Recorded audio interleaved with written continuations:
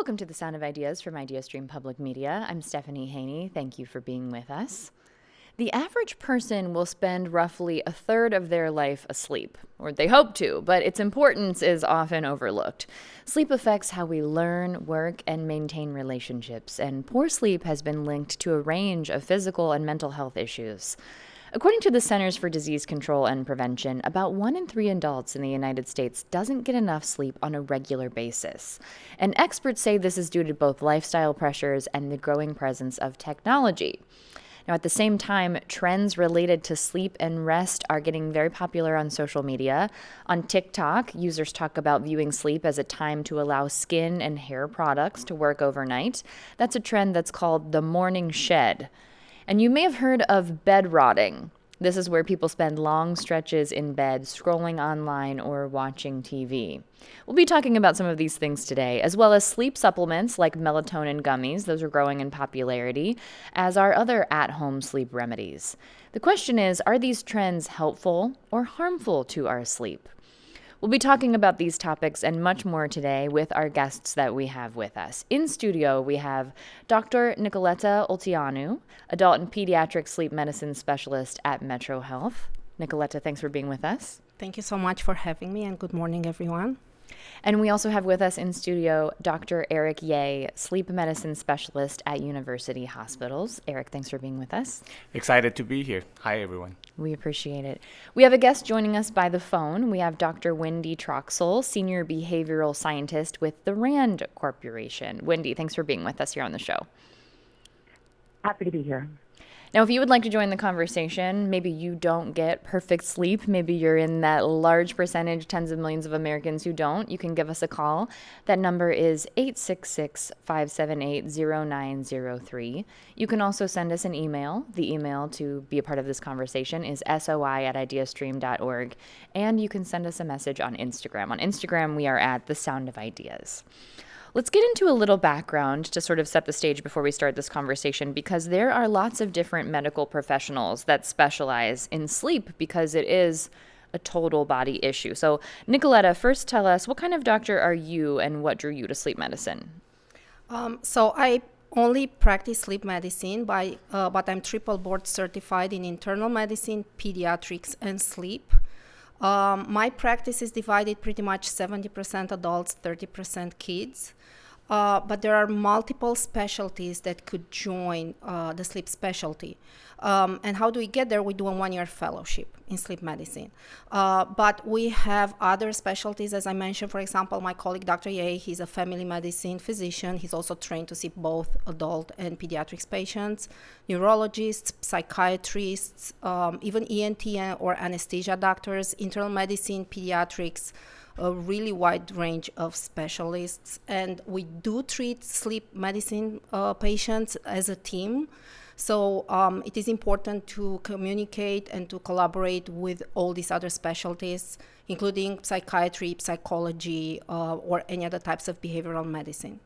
And Eric, tell us about your background and what drew you to the practice of sleep issues. So my basic training was in family medicine, so it's basically primary care. And then I really got interested in sleep medicine quite late in the career, you would say. You know, a lot of people try to get into sleep medicine, they know that's what they want to do, and then they start, first year, second year residency, but I kind of stumbled upon it. I met someone who just was so passionate about sleep, and then when he was talking to me about sleep, and I got really excited too, so 1 more year of fellowship, and I felt like that was the best decision of my life, because dealing with sleep and helping people with sleep issues, seeing that turnaround and going through the journey with them, there's no greater gratifying moments than that.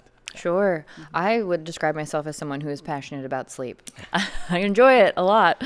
Wendy, you're an author, psychologist, and sleep medicine specialist. So tell us about the focus of your work. Yeah, so happy to be here with such a great crew. So yes, I'm a clinical psychologist by training and a sleep scientist and researcher. I've been studying sleep and treating people with sleep issues for over 20 years. And I really look at sleep not just as rest, but as the critical infrastructure or the building blocks of our health, our well-being, our relationships, and even societal effects of sleep loss. your listeners might be curious to know that some of our work has shown that chronic sleep loss costs the U.S. economy about $411 billion per year due to losses in productivity as well as preventable deaths. Oh. So I come to sleep really from this behavioral perspective, but also through a lens of the intersection between sleep and our social environments. So sleep isn't just this isolated individual behavior that makes us feel miserable when we don't sleep well, but there's these rippling effects on our relationships. So I do a lot of work in couples and their sleep challenges, in families, even in our neighborhoods, in our corporations, and even as sleep intersects with public policies when we think about things like early school start times or what we just experienced, daylight saving time switches. So it's really looking at sleep from this broader social lens. That's sort of the perspective that I bring to my work in terms of my research, and then in my clinical work, I'm really using this social lens to understand how sleep and sleep loss not only affects the individual, but all those around us. We are going to get into all of that today. Thank you for that breakdown of your work, Wendy. Let's talk about some sleep basics now. Nicoletta, when we talk about good sleep, what does that actually mean for adults, and is it different for kids? Yes, it is. So when we talk about good sleep, we need to take into account a couple of things. First is the amount of sleep that we get, which does vary by age. Younger kids, like babies, they need more sleep, up to 16 hours. And then as we age, that sleep need does go down. A young adult needs about 7, 8, 9 hours of sleep. And then as we age, those sleep needs can also decrease. The second thing that we talk about sleep, a good quality sleep, is obviously how is your sleep, right? The quality of sleep. Is it interrupted by other types of diseases? Do you wake up frequently for other reasons like pain or the need to use the restroom? And then is your sleep architecture the right one, or the one that studies have shown is essential? So all of these factors need to be taken into account whenever we say good sleep. Okay. And Eric, talk to us about REM sleep. What is that, and why is it so important, and when does it happen? So REM sleep, it is commonly known as the period of sleep where you dream. And then there's a lot of processing of memories, and, it's really a different stage of, sometimes we say it's a different stage of consciousness, really. Like you have your wakefulness, and you have your non-REM sleep, and you have your REM sleep. So your whole life, you're basically alternating in between these three different stages. And REM sleep being about maybe 15%, 20% of our total sleep time, that short amount of time, but occupies the entire whole stage by itself. We don't know enough about REM sleep at this time. I think there is a lot more that we can discover and dive into. But REM sleep definitely, not only that you dream, and then, but at the same time that your muscular muscles are pretty much paralyzed during that time, to prevent you from acting out your dream. For example, if you're chasing somebody down and you don't want it to be actually doing that, to be acting out your dream. So REM sleep is really important. It helps us to really recover and really to process a lot of things that the information that we have obtained during the day. So REM sleep typically occurs about 90 minutes to 120 minutes after your sleep onset. And then the REM sleep period also gets longer and longer as the night goes. So many people might find, I just woke up from my dream. And more likely than not that it's probably happening in the earlier time in the mornings, because that's more likely that when you are woken up or somewhat, because the REM sleep period is the longest during that period of time. So that's interesting thing about REM sleep, and there's just a lot more that we don't know yet. Wendy, from a psychological perspective, to continue the conversation on REM sleep, what piqued my interest there was when Eric was talking about how your muscles are actually paralyzed during REM sleep. So I am a very vivid dreamer. Sometimes I will have dreams where I can't move or I can't speak or something like that. I'm wondering, is that my dream manifesting that paralysis that's actually existing to my physical body when I'm in that REM sleep? It very well could be, and that's a really common experience during REM, of this experience of experiencing the paralysis. And there might even be a short arousal that you experience. We have these micro arousals throughout the night, many times that we're not even aware of, where you might briefly, come out of REM and still have that muscle atonia or paralysis. If we're talking about REM, let me just say, all parts of sleep are fascinating, to be honest, and all parts are important. And I think that this is a big misconception by many people in the public who are really obsessed with looking at their sleep trackers and saying, oh, my sleep tracker only said I got, 10% of REM or 10% of deep sleep, as if you're missing out on something. And the reality is every stage of sleep is important, even what we call light sleep. But yes, REM sleep and deep sleep, as well as light sleep, they all play different functions. And it's really the composite that matters. But since we're on REM sleep, just to hammer home kind of the importance of what happens during this, time of vivid dreaming, it's when, creativity is sparked, where new ideas are generated, where memories are consolidated. It's sort of like your brain's idea of an all-night party. It really goes kind of hog wild on sparking these connections. But the other side of REM that is so fascinating from a well-being perspective, and of course I focus on this a lot as a clinical psychologist, is that REM also helps to kind of smooth out some of the emotional content or the stimuli we pick up during our daytimes. And what we see is that during REM sleep, it sort of smooths out the edges of some of our rawest or most negative emotions, which has led to the hypothesis and some data to suggest that during REM sleep, it sort of acts as this overnight therapist, kind of smoothing over some of the raw edges of the negative experiences we experience during our day. In turn, if you sacrifice sleep, and REM is just a part of sleep, so if you sacrifice sleep, and REM sleep is partly what gets sacrificed, you're not just sacrificing, this dead space of lack of productivity.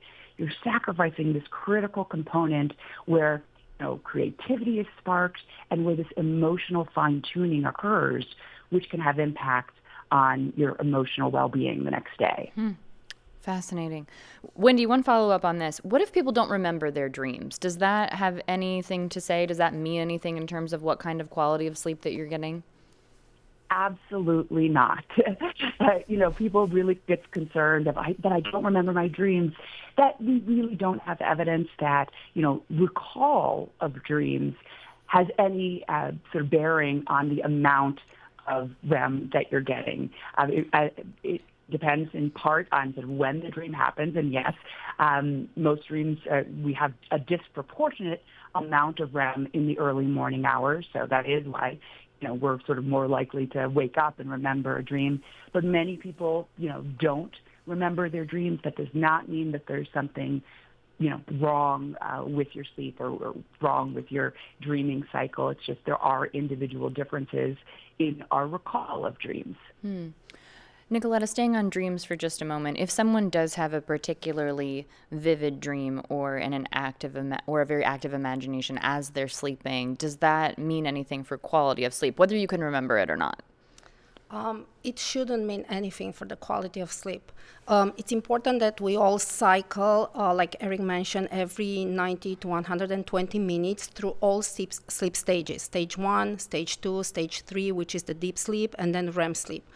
So all of us, we cycle about 4 or 5 times per night, and it's important or not to recall the dreams. As our colleague said, we don't think that's important. It doesn't mean you didn't have any REM sleep, and it doesn't mean you didn't dream at all. Because some people say, "Oh, I never dream."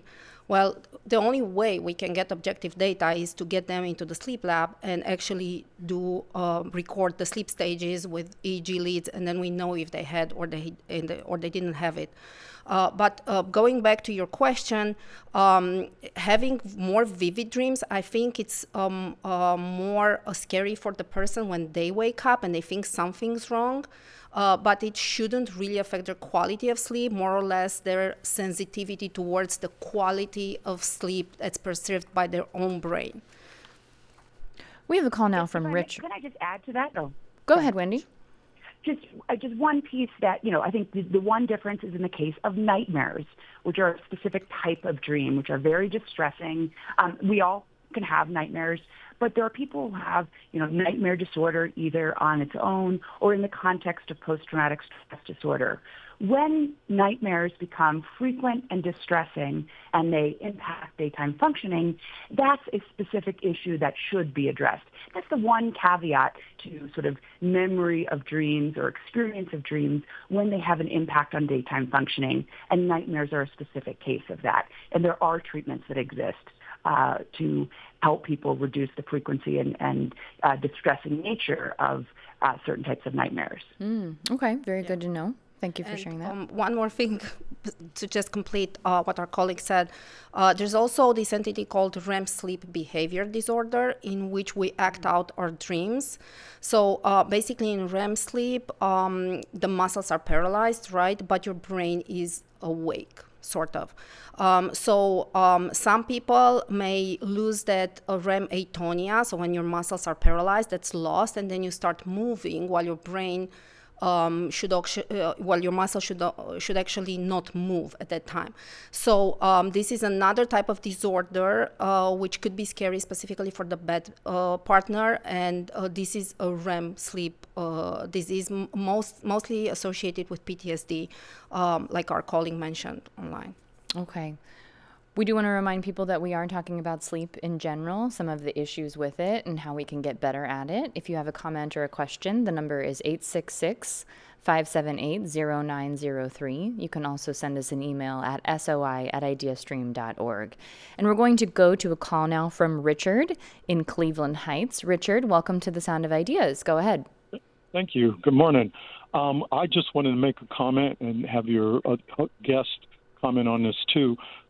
That not only does what you do at night, sleep, affect your day, but what you do during the day affect your sleep.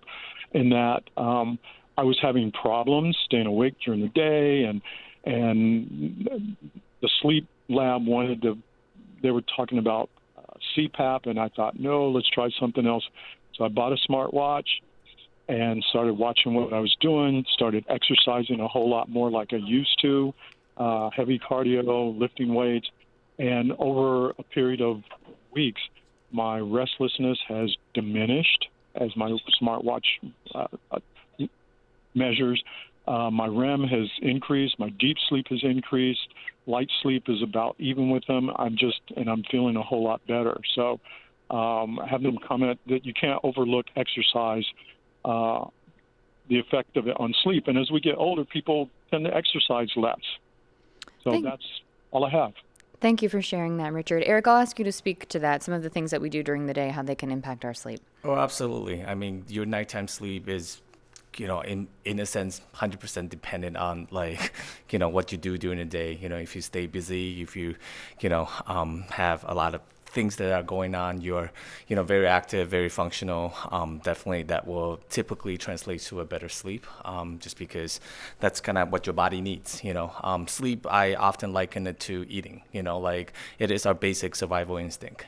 People live, people eat, people sleep, right? And then when do you eat? Typically you start eating when you feel hungry, right? And then, so when do you sleep? You sleep when you feel sleepy, right? And then, but a lot of times we don't get to feel that sleepiness or whatnot because there's not enough going on during the day for us, or you may be in the more sedentary style, or, unfortunately some of our, retired citizens may not have as many activities, and they may be sitting on the couch a little bit more than what they used to, let's say 10 years ago, 20 years ago or whatnot. And then that decrease of daily activity also affects how they sleep. And then I like how Richard was mentioning that his exercise routine and changing of lifestyle really improve on his sleep, and that's 100% true. I often say that the best checkpoint, one of the best checkpoint I would say, of how your sleep is how well you are functioning during the day. If you're able to accomplish all the things that you want to do, like to do, enjoy doing, chances are your sleep are okay. Yeah. We have an email now from Joel in Akron. Joel says, I'm a 36-year-old male, and I get on average 5.5 to 6 hours of sleep per day. This is usually 7 to 8 hours on the weekends and around 4 hours on weekdays. So really kind of breaking up how that average works out there. Joel says, how does lack of sleep affect long-term health? Do people who sleep less live shorter lives, or do they have a lower quality of life as they age if they are sleeping less? Nicoletta, I'll ask you to take the question. Sure. Yeah, this is actually a very good scenario that we frequently see in our daily practice. I would say this is one of the reasons why there are such high health costs in the U.S. related to sleep, because many people are sleep deprived during weekdays, work days, school days, and then they make up sleep in the weekends. This is not very good long-term. Why? Because we all have a biological clock in our brain that is genetically programmed to follow the circadian rhythm. Day is day, night is night. Daytime should have light, nighttime should have darkness.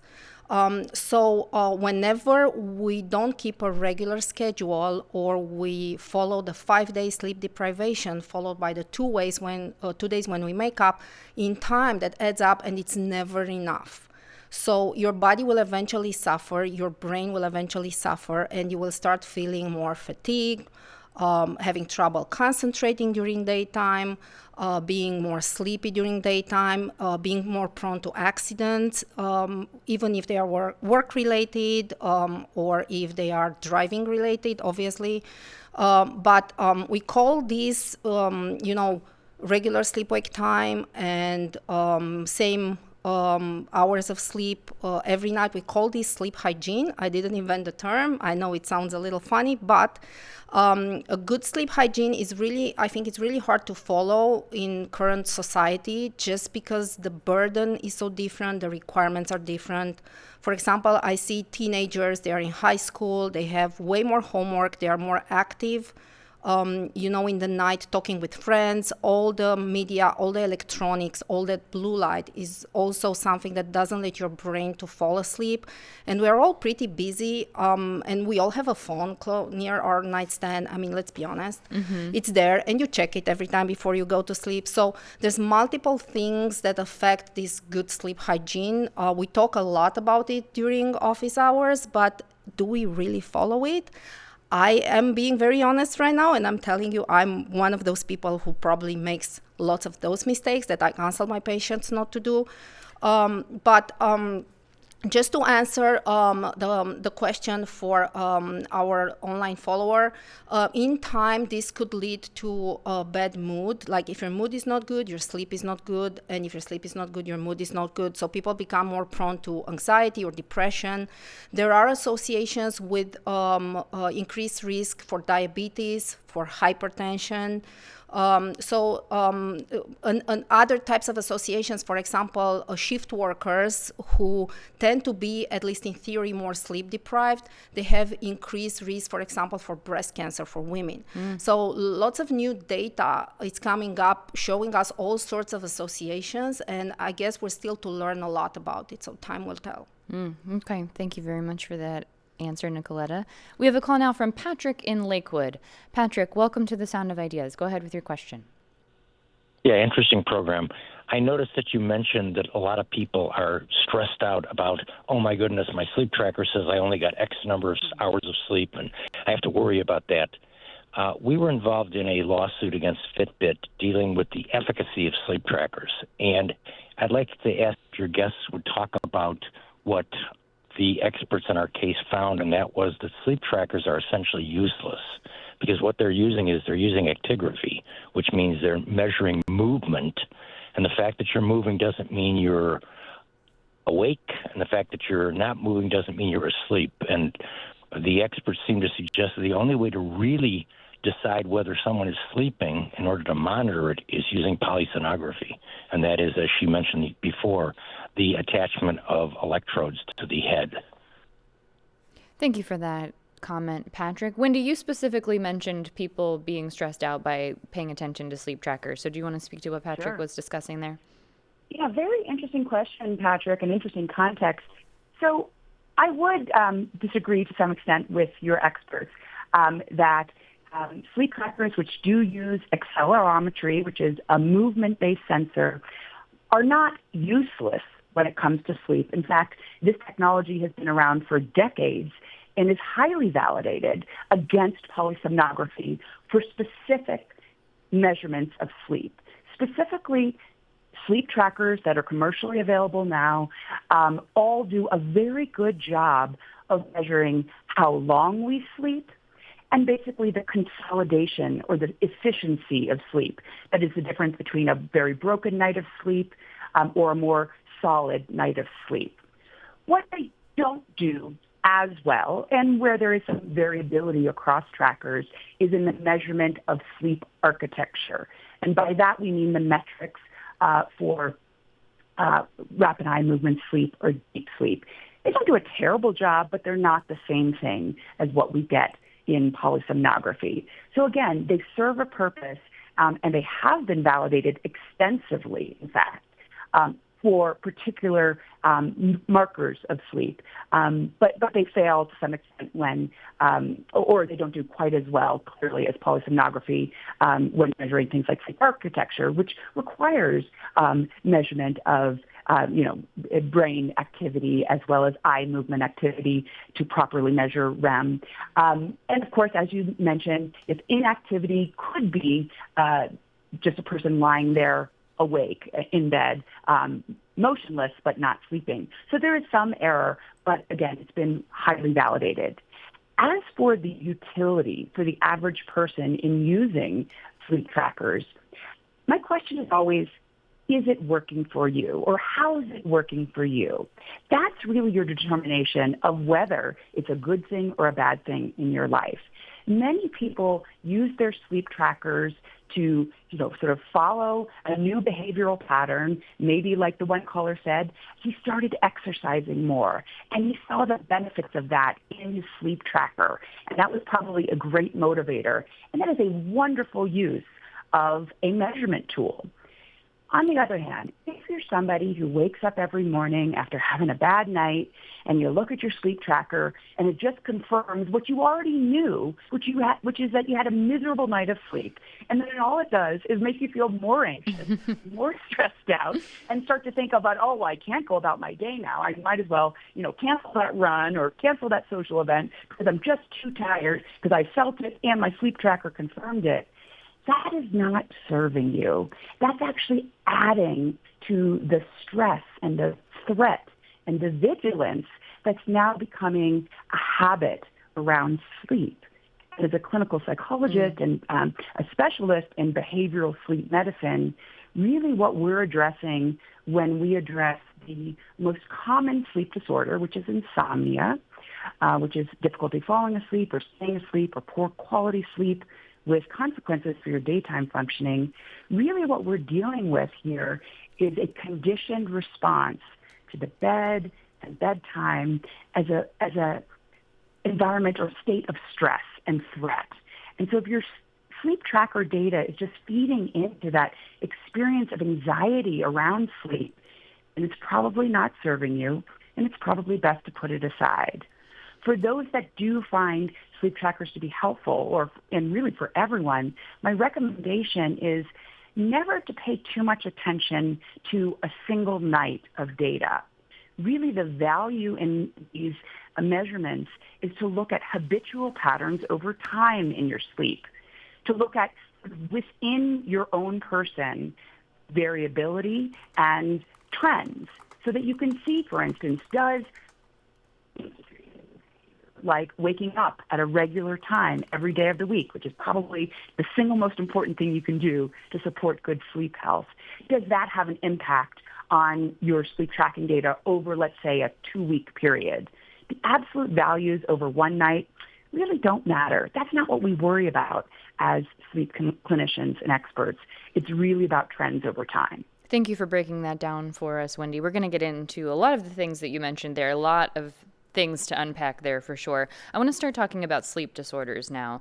Eric, we got a question in from Meryl. She emailed in asking about taking several bathroom breaks at night, and her question is about strategies to get back to sleep, but also want to ask about people who do wake up frequently to use the bathroom at night. How do you know when that's something more serious to be concerned about, or something where you're just going to try and figure out, okay, how can I get back to bed?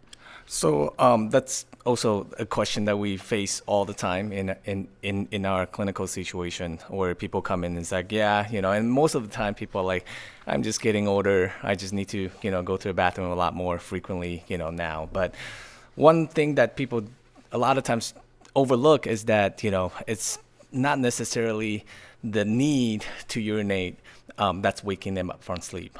There might be other issues that's waking them up from sleep. Actually, to be honest, the most common cause for waking people up from sleep or nocturnal awakening, which probably attribute that to obstructive sleep apnea. And then a lot of people, as they age, the risk for obstructive sleep apnea also grows too, right? So that's why we work really closely with urology, actually. Many of these people who go to urology for this kind of frequent nocturia issues, they will come and basically get obstructive sleep apnea ruled out first, because we can treat that.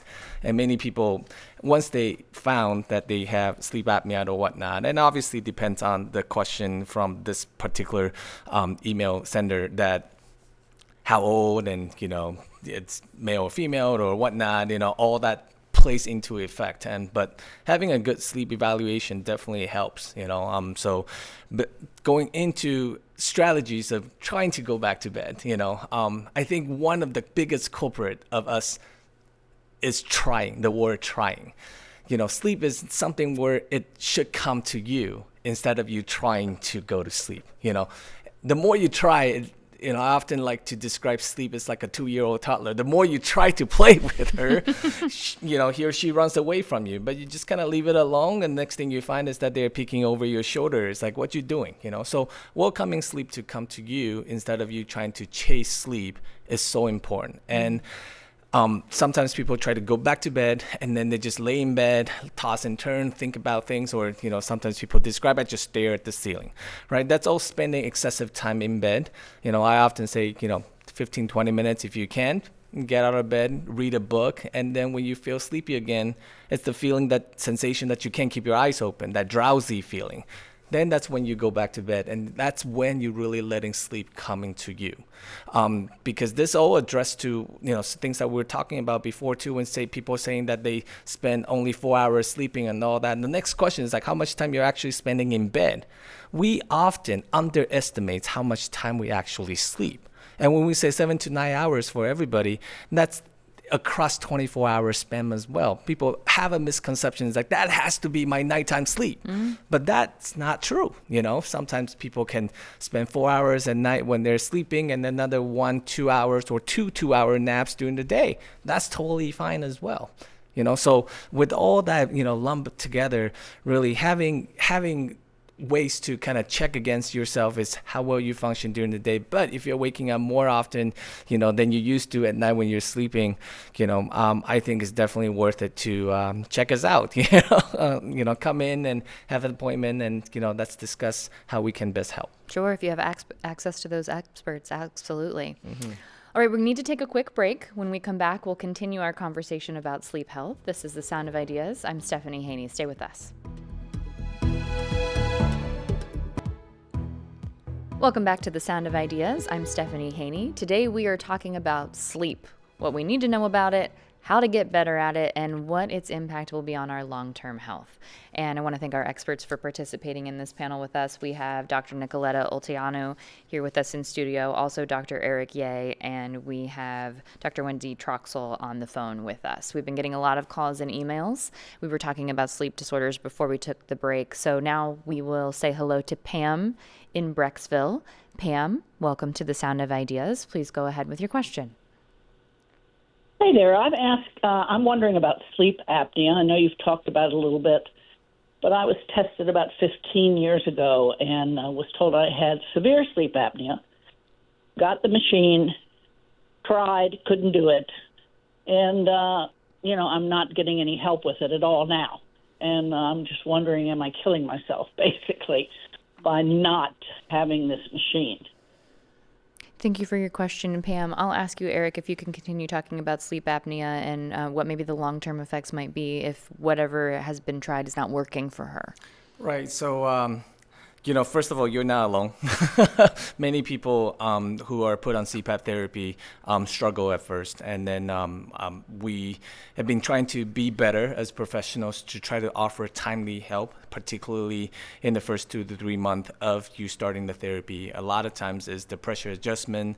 A lot of times is mass adjustments. And then to me, I think a lot of times is the teaching and coaching of how to breathe with the CPAP mask on. And compared to 15 years ago, I would say CPAP has progressed quite a bit. Not dramatically night and day difference, but it has done a pretty good job just because of the prevalence of how many people have suffered from sleep apnea. So, if it was 15 years ago versus now, my recommendation would really be, probably try to see a sleep expert again and, try to get tested again or whatnot, or, just give yourself a chance to get that, therapy back on. But are you doing something in particular long-term wise? Sure, there are data, saying all-cause mortality is higher with people for sleep deprivations. There's associations of potentially higher cardiovascular risk. But, the truth is that we haven't been able to establish a causal relationship of that from point A to point B. So I wouldn't really stress that about it because, like we said about stress and anxiety, sleep is nothing, not something that you should really stress about. But if you have sleep apnea, and then obviously most likely you had some sort of symptoms that prompted you to have that test, 15 years ago, you might be experiencing those symptoms still, and you might not be getting the best sleep that you could have.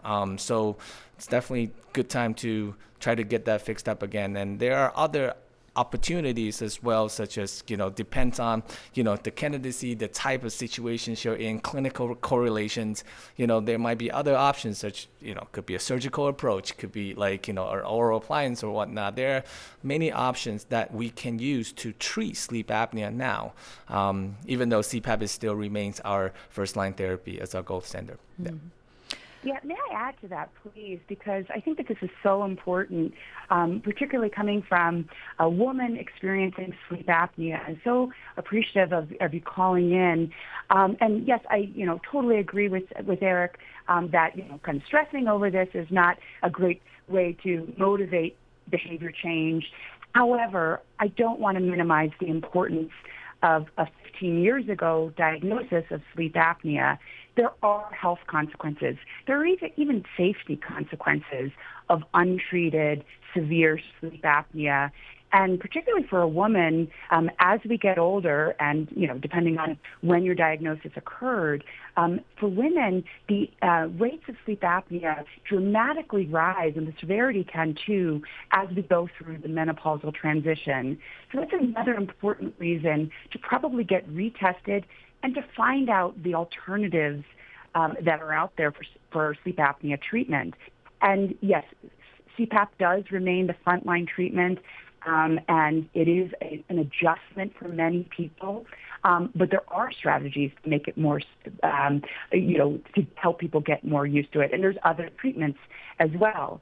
And beyond the own individual health effects and safety effects, for instance, drowsy driving crashes are more likely among people who have sleep apnea because you're sleepy during the day. It can also profoundly affect your mood. So rates of depression can be higher with sleep apnea. And a particular focus of mine is on how sleep apnea can affect your closest relationships. We know that when you're not getting the sleep you need because sleep apnea causes pauses in breathing many times throughout the night, which disrupts the quality of your sleep, that can make you feel more irritable during the day, more depressed, more prone to conflict, and you're most likely to take that out on your partner. So think about how untreating a diagnosed disorder isn't just affecting you, but it's affecting those around you. And don't be scared to approach the sleep clinic again to talk about alternatives if the first time CPAP didn't work for you. First of all, there are, different masks out there. There's other things to try, and there's other treatments available too. But it's not something to just, think of as just a nuisance or something that'll go away. Most likely, unless you've had a major, reduction in weight, which can improve sleep apnea symptoms, probably the symptoms are still there, and the consequences are real for both you and those around you.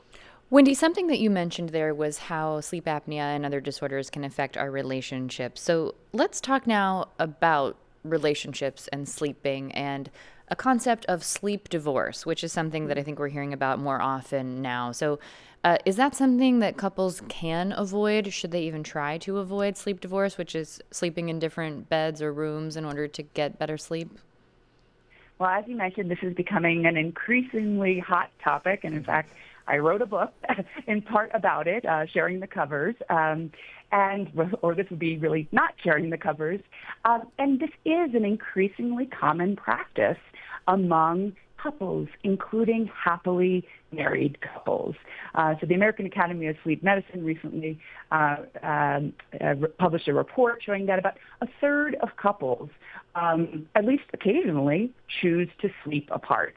That's the term I like to use instead of sleep divorce, because there's so much negative connotation around that term. And again, it stems from this sort of societal expectation that we have that all couples should, share a bed nightly, throughout the course of their relationship blissfully for all couples. Well, what we know is that's simply not the case. For many couples, sleeping together is a really sacred and special and beneficial place where it's a time for intimacy, a time for closeness, a time to feel safe and secure with the comfort of your partner right next to you. But for other couples, for instance, if there's a sleep disorder at play, or maybe one of you is just a really light sleeper and tosses and turns and wakes to every noise in your environment, maybe for you, sleeping together is causing more sleep disruption. For those couples, I think it's really important that we start to open up the conversation about. I think we lost Wendy there. We'll get her back shortly, but I'll ask Nicoletta, can you talk to us about what couples can do to try and improve a situation sleeping together if it's something that's important to them? So a good sleep at night starts with having the right environment, right? So that means, is your bedroom comfortable? Is it the right temperature? Experts say that the temperature should be around 65 degrees Fahrenheit. Are your sheets cool and comfortable? Is your pillow good? That's a big one. And I think there's a lot of investment being done in the best pillow. And I don't know what's the best pillow, to be honest. I've been trying for 40 years to find the best pillow. If anybody does know, please let me know. Sure. Just put your arm on the back of your head, right? No. Yeah, and what's best for me may not be best for you, and so on. Next, having light or no light, right? We like the bedroom to be cool and dark, but guess what? Some people like a little light over there. So this could create in time some, discrepancies between the two people in that couple. Maybe some people like it more warm, and the bed partner like it more cold, and light, a little light on or a little light off. So there are a lot of things that can affect, and the bedtime routine could be different. So sometimes people, even if they are a couple and they love each other, right, because that's why they're together, they may not share the same values related to the bedtime routine and how the bedroom should look like. So I think this is the first thing one should think about. Also, the location of sleep. Maybe some people like to sleep on the couch, or they like to sleep in a recliner, or they feel they breathe better if they do that. Next, I would move to, is any of the bed partners having any kind of sleep disorders that could affect their own sleep and the sleep of their bed partner.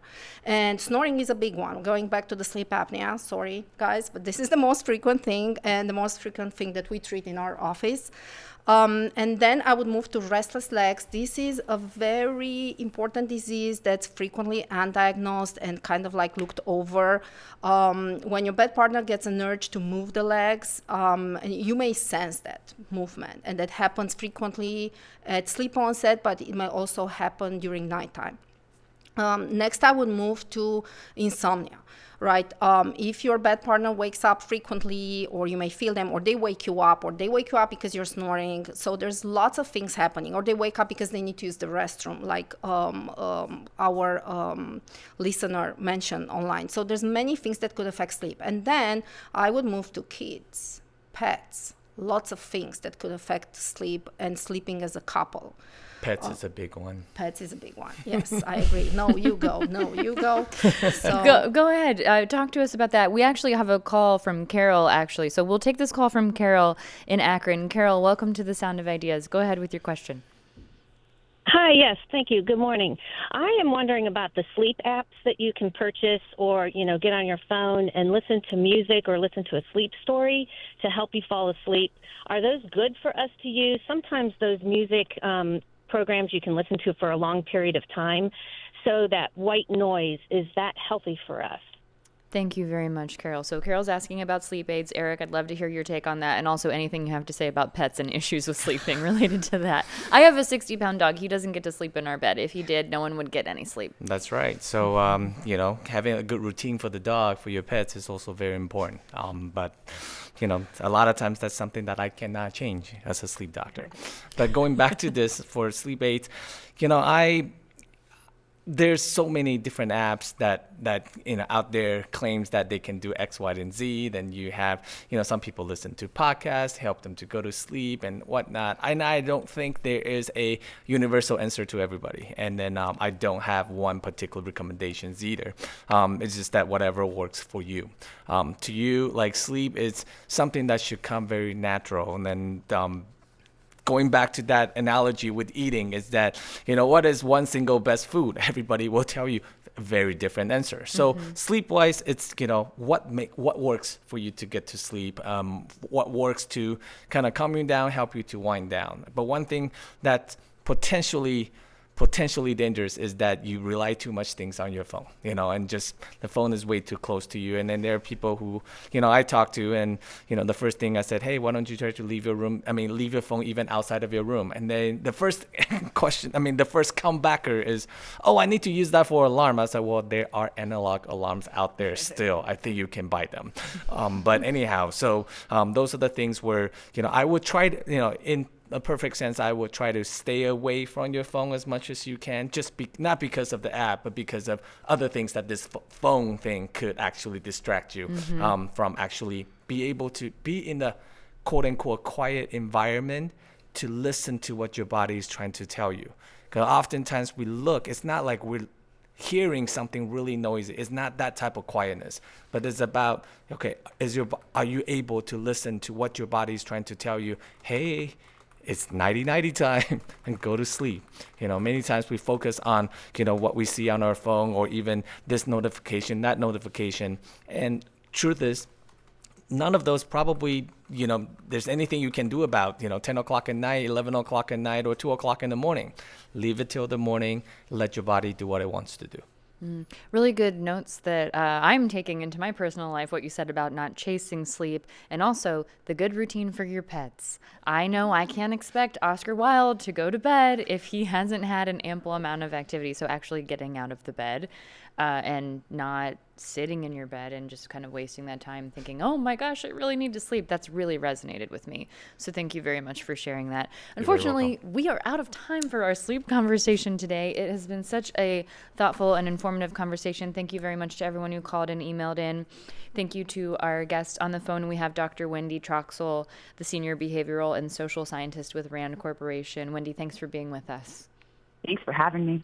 And here in studio, we have Dr. Nicoletta Olteanu, adult and pediatric sleep medicine with Metro Health. Thanks for being with us, Nicoletta. Thank you for having me.